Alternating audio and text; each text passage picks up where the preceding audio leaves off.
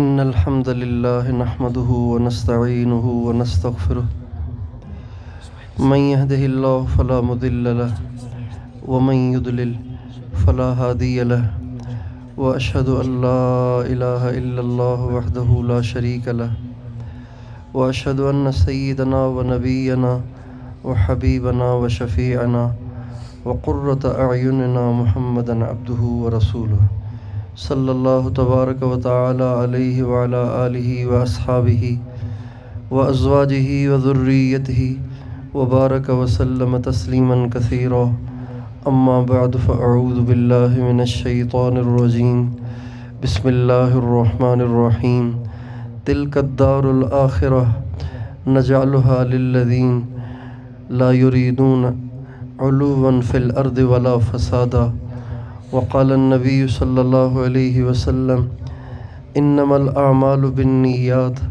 وانما لامرئ ما نوى فمن كانت هجرته الى الله ورسوله فهجرته الى الله ورسوله ومن كانت هجرته الى دنيا يصيبها او امرأة يتزوجها فهجرته الى ما هاجر اليه سبحان ربك رب العزة عما يصفون وسلام علی المرسلین والحمد للہ رب العالمین اللہم صلی علی سیدنا محمد وعلی آل سیدنا محمد وبارک وسلم۔ اللہ تعالیٰ تنہا ہمارا معبود ہے، کوئی اس کا شریک نہیں ہے، وہ اکیلا ہے، ساری دنیا کا اکیلا بادشاہ ہے، ساری دنیا کا اکیلا خالق ہے، ساری دنیا کا اکیلا مالک ہے۔ اس نے 7 آسمان 7 زمینیں تنہا بنائی ہیں، کوئی اس کا مددگار، کوئی اس کا ہمسر، کوئی اس کا شریک نہیں ہے۔ اللہ تعالیٰ یہ چاہتے ہیں کہ میرے بندے بھی میرے ساتھ کسی کو شریک نہ ٹھہرائیں، لیکن ایک شرک وہ ہوتا ہے کہ جو ہندو کرتے ہیں، بہت سے بتوں کو اللہ کا شریک ٹھہراتے ہیں۔ ایک شرک وہ ہوتا ہے کہ جو عیسائی کرتے ہیں، کرسچن کرتے ہیں، حضرت عیسیٰ کو اللہ کا بیٹا کہتے ہیں۔ ایک شرک وہ ہے جو یہودی کرتے ہیں، حضرت عزیر کو اللہ کا بیٹا کہتے ہیں۔ یہ سارے شرک کی اقسام ہیں۔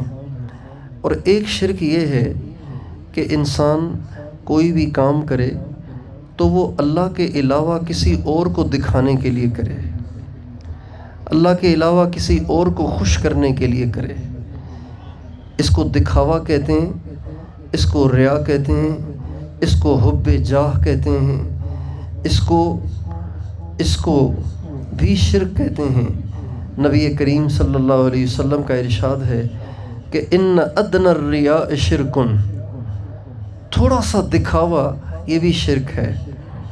تو جیسے اللہ تعالیٰ کو یہ پسند نہیں ہے کہ اس کے ساتھ مورتیوں کو، بتوں کو شریک کیا جائے، اور جیسے اللہ تعالیٰ کو یہ بات پسند نہیں ہے کہ حضرت عیسیٰ کو اللہ کا بیٹا بتایا جائے، اور جیسے اللہ کو یہ بات پسند نہیں ہے کہ حضرت عزیر علیہ السلام کو اللہ تعالیٰ کا بیٹا بنایا جائے، اسی طرح اللہ تعالیٰ کو یہ بات بھی بالکل گوارا نہیں ہے کہ انسان اللہ کے سوا کسی اور چیز کا طالب بنے، مال کا طالب بنے، عزت کا طالب بنے، شہرت کا طالب بنے، عہدے کا طالب بنے۔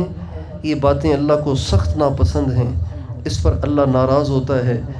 اور بہت سا دیندار طبقہ دین کا کام کر رہا ہوتا ہے، مدرسے چلا رہا ہوتا ہے، مدرسے پڑھ رہا ہوتا ہے، مدرسے میں پڑھا رہا ہوتا ہے، تبلیغ کا کام کر رہا ہوتا ہے، جہاد میں اپنا سب کچھ لگا رہا ہوتا ہے، اور قربانیاں دے رہا ہوتا ہے، جمعیت کا کام کر رہا ہوتا ہے، اور الیکشن کے دنوں میں نہ دن کو دیکھتا ہے نہ رات کو دیکھتا ہے، صبح شام محنت کرتا ہے، لیکن بعض دفعہ محنت کرنے والے کے دل میں اللہ کو راضی کرنے کے جذبے کے ساتھ دوسرے جذبے بھی ہوتے ہیں، اس کے نتیجے میں اللہ تعالیٰ اس کی ساری محنتوں کو مردود کر دیتا ہے۔ ایک شخص نے نبی کریم صلی اللہ علیہ وسلم سے پوچھا، یا رسول اللہ، ایک شخص اللہ کی رضا بھی چاہتا ہے اور لوگوں میں شہرت بھی چاہتا ہے کہ لوگ مجھے کہیں کہ واہ واہ بھائی، بڑا کمال کر دیا اس نے، بڑی محنت کی اس نے، بڑی قربانی کی اس نے، یہ بھی چاہتا ہے، تو اس کا کیا حکم ہے؟ نبی کریم صلی اللہ علیہ وسلم خاموش رہے۔ اللہ تعالیٰ نے جبریل علیہ السلام کے ذریعے سے سورہ کہف کی آیتیں اتار دیں۔ فَمَنْ كَانَ يَرْجُو لِقَاءَ رَبِّهِ فَلْيَعْمَلْ عَمَلًا صَالِحًا وَلَا يُشْرِكْ بِعِبَادَةِ رَبِّهِ أَحَدًا۔ جس کو مرنا ہے اور جس کو اللہ کے سامنے پیش ہونا ہے، اسے چاہیے کہ عمل صرف اللہ کے لیے کرے، اللہ کے ساتھ کسی کو شریک نہ کرے۔ میرے دوستو، آج دین کا کام کافی بڑھ گیا ہے، مدرسوں کی تعداد بڑھ گئی ہے، تبلیغ کا کام پھیل گیا ہے، مجاہدین بہت پیدا ہو گئے ہیں، جمعیت کے کام کو بھی اللہ نے خوب قبول کیا ہے، پورے ملک میں اب اس کے نمائندے اور کارکن پیدا ہو گئے ہیں۔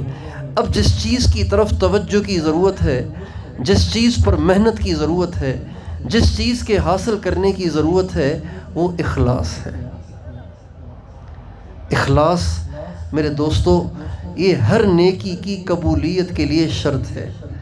آپ غور کیجئے کہ کل قیامت کے دن جب ہم اللہ تعالیٰ کے سامنے پیش ہوں گے اور اللہ تعالیٰ کے سامنے حساب کتاب ہوگا، تو سب سے پہلے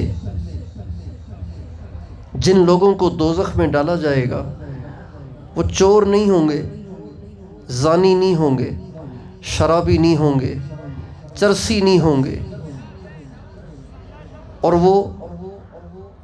اور وہ سود خور نہیں ہوں گے، وہ رشوت خور نہیں ہوں گے، وہ حرام خور نہیں ہوں گے، بلکہ سب سے پہلے جن کو جہنم میں ڈالا جائے گا وہ دیندار ہوں گے۔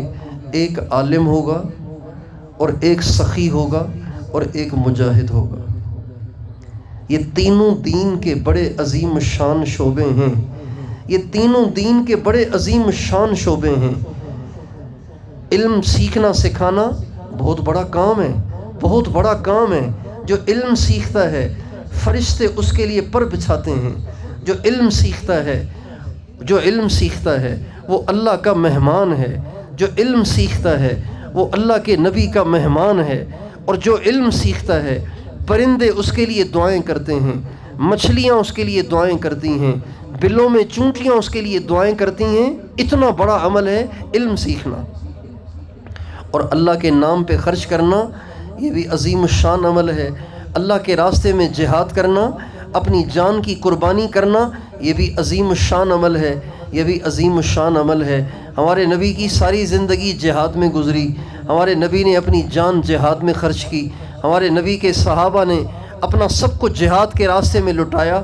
یہ اتنا عظیم الشان راستہ ہے، لیکن یہ تینوں، مجاہد بھی اور سخی بھی اور عالم بھی، ان تینوں کی نیت ٹھیک نہ ہو تو یہ سب سے پہلے دوزخ میں جائیں گے۔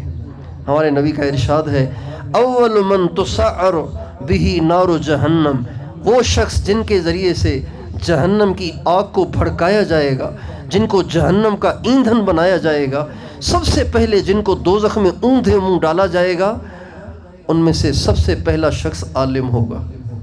حالانکہ ساری زندگی مدرسے میں رہا، ساری زندگی علم پڑھتا رہا، ساری زندگی علم پڑھاتا رہا، لیکن جائے گا سب سے پہلے دوزخ میں، اس لیے کہ علم تو سیکھا لیکن اخلاص نہیں سیکھا۔ علم سیکھا، اخلاص نہیں سیکھا۔ جب وہ پیش ہوگا اللہ تعالیٰ فرمائیں گے، کیا لائے ہو میرے لیے، میرے لیے کیا لائے ہو؟ وہ کہے گا، یا اللہ ساری زندگی علم پڑھتا رہا، علم پڑھاتا رہا۔ اللہ تعالیٰ فرمائیں گے، کذبت، جھوٹ بولتے ہو، تم نے اس لیے پڑھا اور پڑھایا کہ لوگ کہیں کہ بڑا علامہ ہے، لوگ کہیں بڑا پرہیزگار ہے، لوگ کہیں کہ بڑا اللہ والا ہے۔ پھر اس کے بارے میں حکم ہوگا کہ اس کو باندھ کر، رسیوں سے باندھ کے، پکڑ کے، زنجیروں میں جکڑ کے اس کو اوندھے منہ دوزخ میں ڈال دیا جائے۔ چنانچہ اسے ڈال دیا جائے گا۔ پھر سخی کو بلایا جائے گا، اللہ تعالیٰ فرمائیں گے، کیا لائے ہو؟ وہ کہے گا، یا اللہ آپ نے مال دیا تھا، آپ کے نام پہ خرچ کر دیا، اللہ تعالیٰ فرمائیں گے کذبت، جھوٹ بولتے ہو، تم نے مال اس لیے خرچ کیا کہ لوگ کہیں کہ بڑا سخی ہے، آج تمہیں سخی کہا جا چکا، اب آج تمہارے لیے ہمارے پاس جہنم کے سوا کچھ نہیں ہے۔ چنانچہ فرشتوں کو حکم ہوگا، اس کو بھی پکڑ کے دوزخ میں ڈال دیا جائے گا۔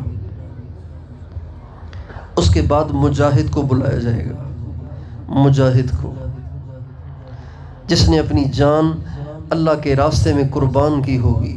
لوگوں نے کہا ہوگا کہ یہ اللہ کے راستے کا شہید ہے، اس کے گھر والے بھی کہتے ہوں گے کہ ہمارا بیٹا شہید ہو گیا تھا، ہمارا باپ شہید ہو گیا تھا، ہمارا بھائی شہید ہو گیا تھا۔ اس کو بھی قیامت کے دن بلایا جائے گا۔ اللہ تعالیٰ فرمائیں گے کیا لائے ہو؟ وہ کہے گا یا اللہ تیری دی ہوئی جان میں نے تیرے نام پہ قربان کر دی۔ اللہ تعالیٰ ساری دنیا کے سامنے اسے کہیں گے کذبت، جھوٹ بولتے ہو، تم نے جان میرے لیے نہیں دی تھی، تم نے جان اس لیے دی تھی کہ لوگ کہیں کہ بڑا بہادر ہے۔ چنانچہ اس کے بارے میں بھی حکم ہوگا اور اس کو بھی اوندھے منہ دوزخ میں ڈال دیا جائے گا۔ میرے دوستو، نیت کا معاملہ بڑا نازک ہے، اخلاص کا معاملہ بڑا نازک ہے۔ حضرت امام بخاری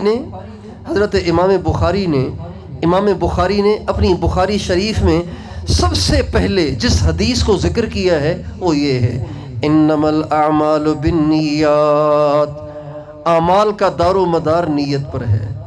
اعمال کو پرکھا جائے گا نیتوں سے کہ اس کی نیت کیسی تھی۔ عمل کو نہیں دیکھا جائے گا کہ عمل کتنا بڑھیا ہے، یہ دیکھا جائے گا کہ اس عمل کے کرنے میں نیت کیسی تھی۔ اگر بخاری پڑھائی لیکن نیت اچھی نہیں تھی تو دوزخ میں جائے گا، لیکن کتے کو پانی پلایا اللہ کے لیے تو جنت میں جائے گی وہ عورت۔ جس عورت نے کتے کو پانی پلایا اللہ کی رضا کے لیے، وہ عورت جنت میں جائے گی، حالانکہ ساری زندگی اس نے زنا کیا۔ لیکن جس نے بخاری پڑھی اور بخاری پڑھائی اور جہاد کیا اور مال خرچ کیا اور علم سیکھا اور سکھایا، تبلیغ کی اور تبلیغ میں ساری زندگی کھپائی، لیکن نیت ٹھیک نہیں تھی، تو یہ دوزخ میں جائیں گے۔ اس لیے بھائیو، ہم اور آپ سارے بھائی اس کی نیت کریں کہ انشاءاللہ ہم ساری زندگی جو بھی کام کریں گے وہ صرف اللہ کی رضا کے لیے کریں گے۔ اور یہ جو بچے ہمارے دائیں طرف بیٹھے ہوئے ہیں، جنہوں نے 8-9 سال کا ایک لمبا عرصہ اپنی ماں کی جدائی، اپنے باپ کی جدائی، اپنے بھائی بہنوں کی جدائی برداشت کر کے ہر طرف سے اپنے آپ کو کاٹ کر مدرسے کی 4 دیواری میں اپنے آپ کو وقف کیا، اور زندگی کا اہم حصہ انہوں نے مدرسے کے نام لگا دیا۔ زندگی کا سب سے اچھا اور قیمتی حصہ جو ہوتا ہے وہ 15 سال سے لے کر 25 سال تک ہوتا ہے۔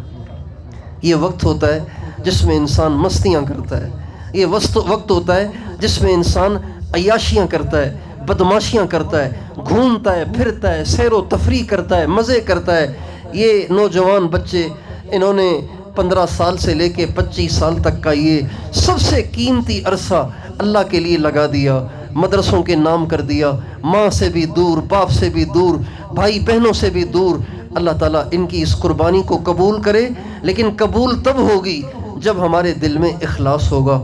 حجت الاسلام والمسلمین، قاسم العلوم والخیرات، حضرت مولانا محمد قاسم صاحب نانوتوی رحمۃ اللہ علیہ سے کسی نے پوچھا کہ حضرت آپ کے ساتھ پڑھنے والے تو اور بھی بہت تھے، لیکن آپ سے اللہ نے سب سے زیادہ دین کا کام لیا، اس کی کیا وجہ ہے؟ تو مولانا قاسم صاحب فرمانے لگے، بھائی میرے ساتھ جو پڑھنے والے تھے وہ سب کے سب پڑھے تھے محقق بننے کے لیے، اس لیے پڑھے تھے کہ اپنے علم کا سکہ جمائیں، اپنے علم کی لوگوں پہ دھاک بٹھائیں، اور میں نے جو علم پڑھا تھا وہ صرف اس لیے کہ اللہ راضی ہو جائے، اللہ راضی ہو جائے۔ تو اخلاص کی وجہ سے اللہ تعالیٰ نے میرے علم میں برکت دے دی۔ تو ان بچوں سے بھی درخواست ہے، ان کے ماں باپ سے بھی درخواست ہے، آپ سارے دوستوں سے درخواست ہے، حضرات علماء کرام سے درخواست ہے کہ ہر وقت ہم اپنی نیت کو ٹٹولتے رہیں، اپنی نیت کو پرکھتے رہیں، کہیں ہمارے دل میں دنیا تو نہیں آ گئی، کہیں ہم دنیا کے طالب تو نہیں بن گئے۔ اللہ تعالیٰ فرماتے ہیں بل تؤثرون الحیات الدنیا والآخرۃ خیر وابقا، تمہیں دنیا سے زیادہ محبت ہے، تمہیں آخرت سے کم محبت ہے، اور اللہ تعالیٰ نے دنیا کی محبت کو ہمارے دلوں سے نکالنے کے لیے ہمارے سامنے دنیا کی حقیقت بیان کی ہے، ہمارے سامنے دنیا کی حقیقت بیان کی ہے۔ دیکھیں یہاں پہ بہت سے مجاہدین بیٹھے ہوئے ہیں، یہاں پہ بہت سے فارغ التحصیل علماء تشریف فرما ہیں، یہاں پہ بہت سارے تبلیغ والے بیٹھے ہوئے ہیں، یہاں پہ بہت سارے فارغ ہونے والے یہ دور حدیث کے طلباء بیٹھے ہوئے ہیں۔ میں آپ سے پوچھتا ہوں، ایک سوال کرتا ہوں، اگر ساری دنیا نے ہماری بزرگی کو مان لیا، ساری دنیا نے ہماری بزرگی کو مان لیا، اور اگر ساری دنیا نے ہماری تعریفیں کی، ساری دنیا نے ہمیں اچھا کہا، ساری دنیا ہماری عقیدت مند ہو گئی، ساری دنیا ہماری مرید ہو گئی، اور ساری دنیا ہمارا ادب اور احترام کرنے لگ گئی، لیکن ہم اللہ کے ہاں مقبول نہ ہوئے، تو بتائیے اس کا کیا فائدہ ہوگا؟ اس کا کیا فائدہ ہوگا؟ ایک عورت کی بیٹی کی شادی ہو رہی تھی، میں بھی بات ختم کرنے لگا ہوں۔ ایک عورت کی بیٹی کی شادی ہو رہی تھی، تو بچی کی جب شادی ہوتی ہے تو اس کو میک اپ کرتے ہیں، اس کو خوبصورت بناتے ہیں، تو اس کی بیٹی بہت خوبصورت لگ رہی تھی۔ تو ایک اور عورت نے دلہن کی ماں سے کہا کہ بہن، آپ کی بیٹی تو آج بہت اچھی لگ رہی ہے، آپ کی بیٹی تو آج بہت اچھی لگ رہی ہے۔ تو اس کی ماں رونے لگی، دلہن کی ماں رونے لگی۔ تو اس نے پوچھا آپ رو کیوں رہی ہیں؟ کہ روتی اس بات پہ ہوں کہ آپ کو اچھی لگ رہی ہے، مزہ تب ہے جب دولہے کو اچھی لگے۔ اگر آپ نے تو کہا بہت خوبصورت ہے، لیکن دولہے نے کہا نہیں خوبصورت نہیں ہے، مجھے پسند نہیں ہے، تو بتائیے کیا ہوگا؟ مجھے ایک عورت کا میسیج آیا، کہا کہ میری شادی ہو گئی ہے، اور کل میری پہلی رات تھی، گزشتہ کل میری پہلی رات تھی۔ جب پہلی رات میرے خاوند نے مجھے دیکھا تو مجھے دیکھتے ہی کہا بیگم بات یہ ہے کہ آپ مجھے اچھی نہیں لگیں، آپ مجھے پسند نہیں آئیں۔ کہنے لگی کہ میں نے تو بہت میک اپ کیا تھا، بڑے اچھے کپڑے پہنے تھے، لیکن خاوند کے اس جملے نے میرے دل کے ٹکڑے ٹکڑے کر دیے، میرے جگر کو پارا پارا کر دیا، کہ میرے دولہے نے مجھے کہا کہ بیگم آپ مجھے پسند نہیں آئی ہیں۔ ساری دنیا ہماری بزرگی کو مان لے، ساری دنیا کہے حضرت صاحب، مولانا صاحب، علامہ صاحب، قربانی والا، محنت والا اور مجاہد اور اللہ کے راستے میں اپنا سب کچھ لگانے والا، سارے کہیں، لیکن اللہ کو ہم پسند نہ آئیں تو کیا ہوگا؟ حضرت شیخ الحدیث مولانا محمد زکریا صاحب رحمۃ اللہ علیہ ایک دفعہ اپنے گھر کے صحن میں چل پھر رہے تھے اور رو رہے تھے اور ایک شعر پڑھ رہے تھے ہندی زبان میں ایک شعر پڑھ رہے تھے، رنگا لے نہ چندیا گندھا لے نہ سی، تو کیا کیا کرے گی اری دن کے دن، رنگا لے نہ چندیا گندھا لے نہ سی، تو کیا کیا کرے گی اری دن کے دن، نہ جانے بلا لے پیا کس گھڑی، اری منہ تکے گی اری دن کے دن، اری منہ تکے گی کھڑی دن کے دن۔ یہ ہندی زبان کا شعر ہے، اس کا مطلب یہ ہے کہ اللہ سے ملاقات کا وقت قریب ہے، جلدی سے اپنے آپ کو ایسے بنا کہ تو اللہ کو پسند آ جائے۔ اگر تو اللہ کو پسند نہ آئی تو کیا ہوگا؟ اگر تو اللہ کو پسند نہ آیا تو کیا ہوگا؟ اس لیے بھائیو، نیک عمل کرنا آسان ہے، لیکن نیک عمل اللہ کے لیے کرنا یہ مشکل ہے۔ نیک عمل کرنا آسان ہے، عالم بننا آسان ہے، اللہ کے لیے عالم بننا مشکل ہے، جہاد کرنا آسان ہے، اللہ کے لیے جہاد کرنا مشکل ہے، تبلیغ کرنا آسان ہے، اللہ کے لیے تبلیغ کرنا مشکل ہے، تقریر کرنا، تبلیغ کرنا، بیان کرنا آسان ہے، لیکن اللہ کے لیے تقریر کرنا یہ مشکل ہے۔ اس لیے میں اور آپ یہ نیت کریں کہ انشاءاللہ ساری زندگی جو بھی کام کریں گے صرف اللہ کی رضا کے لیے کریں گے۔ دنیا ملے تو بھی ٹھیک ہے، دنیا نہ ملے تو بھی ٹھیک ہے، لوگ اچھا کہیں تو بھی ٹھیک ہے، لوگ برا کہیں تو بھی ٹھیک ہے، بس مجھ سے میرا اللہ راضی ہو جائے، مجھے تو میرے اللہ کی رضا چاہیے۔ اللہ تعالیٰ اپنے نبی کے صحابہ کے بارے میں فرماتے ہیں تراہم رکعا سجدا یبتغون فضلا من اللہ ورضوانا، میرے نبی کے صحابہ رکوع میں ہیں، سجدے میں ہیں، اور یہ دنیا میں کچھ نہیں چاہتے، یہ صرف اللہ کی رضا چاہتے ہیں۔ تو بھائی اللہ کی رضا کے طالب بنیں گے نا انشاءاللہ، دنیا کے طالب تو نہیں بنیں گے نا، عہدے کے طالب تو نہیں بنیں گے، کرسی کے طالب تو نہیں بنیں گے، عزت کے طالب تو نہیں بنیں گے، ممبر کے طالب بھی نہیں بنیں گے، ہم ممبر کے طالب بھی نہیں بنیں گے، ہم اللہ کے طالب بنیں گے۔ ہمیں صرف اللہ چاہیے، اللہ کے سوا کچھ نہیں چاہیے۔ ہمارے بزرگوں میں سے ایک بزرگ کا شعر ہے، وہ میں آپ کو سنا کے اپنی بات کو ختم کرتا ہوں۔ کوئی تجھ سے کوئی کچھ مانگتا ہے، میں تجھ سے تجھی کو خدا مانگتا ہوں۔